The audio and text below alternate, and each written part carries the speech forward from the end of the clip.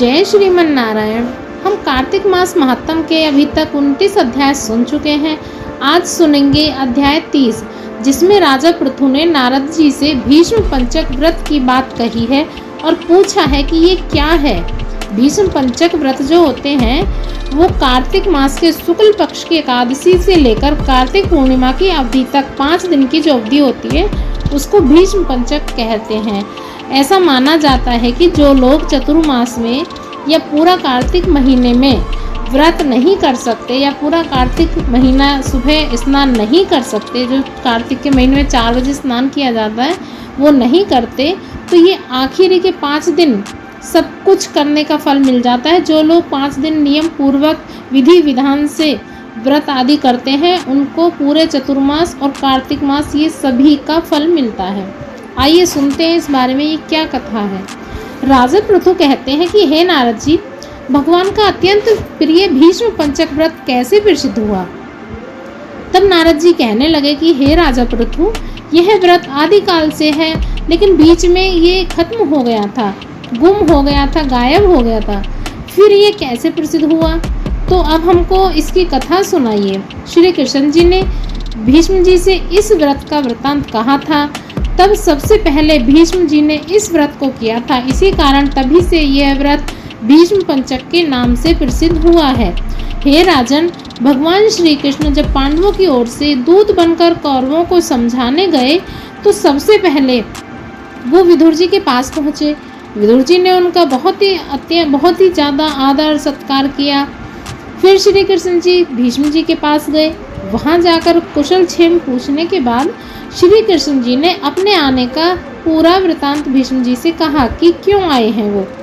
तब भीष्म जी कहने लगे कि हे भगवान, त्रिलोकीनाथ होते हुए आप पांडवों की ओर से ही दूत बनकर क्यों आए हैं। आपका पांडवों के साथ इतना प्रेम क्यों है।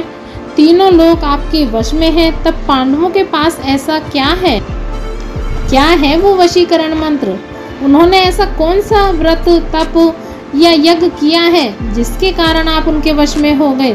तब श्री कृष्ण जी मुस्कुराए और हंसकर कहने लगे कि हे गंगा पुत्र, यद्यपि ये अत्यंत गुप्त बात है, फिर भी मैं तुमसे कहता हूँ। अब तुमने पूछ ही लिया है तो मैं ये तुम्हें बताता हूँ।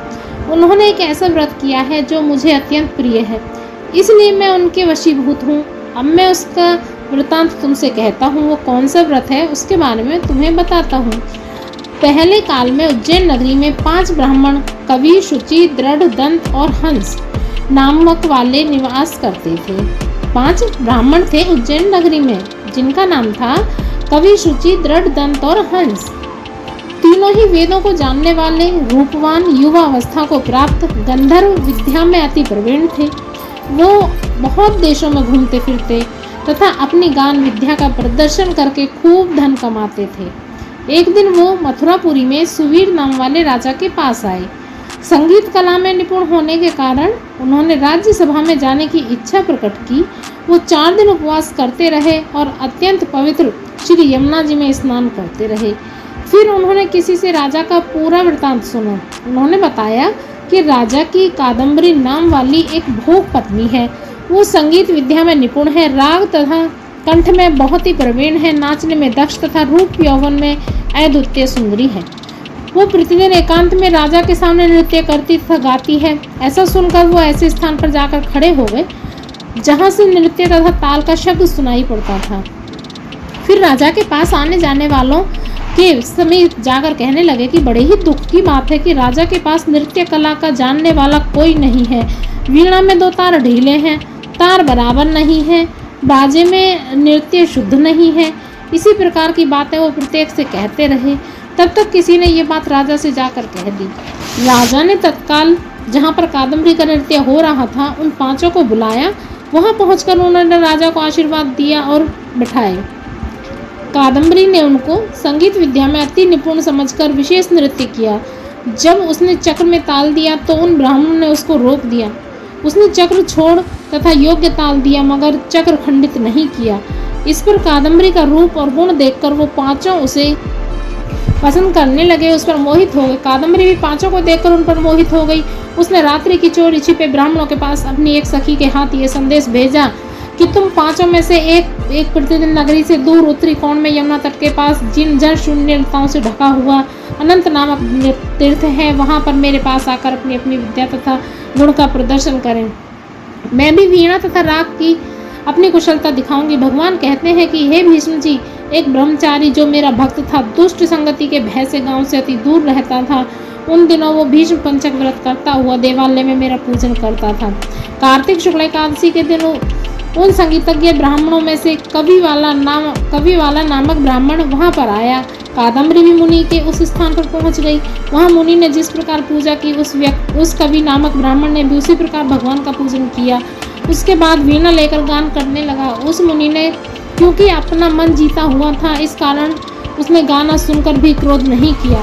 सारी रात कादम्बरी और कवि गायन में नृत्य करते रहे। मुनि को गोबर का आचमन करते देख कवि ने भी वैसा ही किया। प्रातः काल होते ही कादम्बरी राजमहल में पहुंच गई। मुनि की संगति से उसके समस्त पाप दूर हो गए। इस कारण द्वादशी के दिन कवि अपना समस्त द्रव्य दान करके विरक्त हो गया।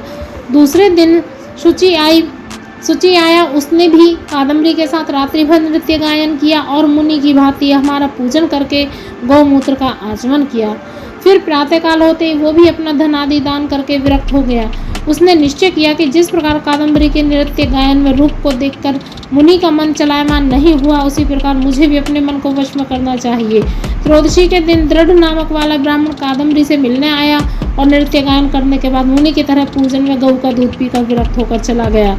चतुर्दशी को वहां पर दंत नामक वाला ब्राह्मण आया। वो पहले वाले अपने बंधुओं के समान कादम्बरी के साथ नृत्य गायन करके मुनि से बचे घी का पान करके शुद्ध चित्त होने के कारण विरक्त हो गया। सबसे अंत में पूर्णमासी को हंस नामक ब्राह्मण ने आकर मुनि को देख उनको नमस्कार किया और यमुना में स्नान कर आंवले के वृक्ष के नीचे बैठकर श्राद्ध कर्म किया। भगवान कहते हैं कि हे भीष्म जी, कार्तिक के महीने में हमारा पूजन तथा दान पुण्य करोड़ों से भी करोड़ों यज्ञों का फल प्राप्त देता है। अतएव हंस नामक वो ब्राह्मण सत्संग पूजन तथा मुनि के बचे हुए दही का पान करके विरक्त हो गया और अपना सब धन दान करके तीर्थ चला गया। उधर राजा ने मंदिर में कादम्बरी के जाने का समाचार सुनकर उसे महल में बंद कर दिया, जिससे वो मंदिर न जा सकी। कार्तिक मास में हमारे सामने नृत्य गान करने के कारण वही कादम्बरी द्रौपदी हुई तथा हंस नाम वाला वो ब्राह्मण आंवले के वृक्ष के नीचे श्राद्ध आदि करने से युधिष्ठिर हुआ। एकादशी के जागरण के कारण कवि अर्जुन, शुचि, सहदेव, दंत, नकुल तथा दृढ़ नाम वाला पराक्रमी भीम हुआ। हे भीष्म जी, वस्तुतः इस व्रत के प्रभाव से ही मैं पांडवों के वशीभूत हूँ। अब तुम्हारे द्वारा ये पंचक व्रत किए जाने से ये तुम्हारे नाम से भी विख्यात होगा, अर्थात भीष्म पंचक व्रत कहलाएगा। इस व्रत के अंत में ब्राह्मणों को भोजन कराकर यथाशक्ति दान दक्षिणा देनी चाहिए। इस प्रकार कार्तिक मास महात्म का 30वां अध्याय समाप्त हुआ।